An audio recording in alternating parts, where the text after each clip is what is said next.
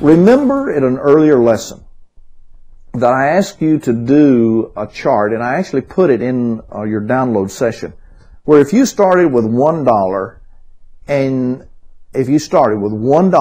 and you double that each year, at the end of that first year you'd have $2. Then you start second year with $2, and then you have $4, and then 4 to 8, 8 to 16, 16 to 32, all the way down, that in 20 years you would have $1 million. And then I said, now I want you to make a separate chart.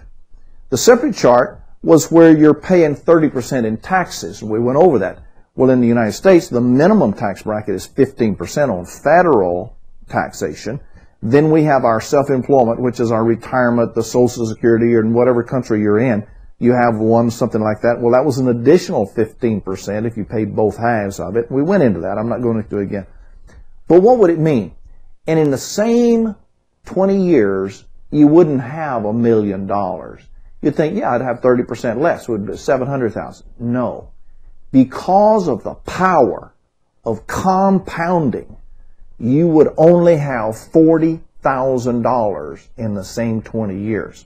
So, the concept of getting money out of the taxing system where the government taxes it each year and getting it into a system in which the whole thing grows until the final thing you pay taxes, it's staggering.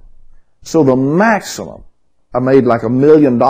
Instead of having 40,000, let's say I was flipping houses and making money like we did earlier. Instead of having that smaller amount, I had the larger amount, and even at 15%, I still had $850,000 on that.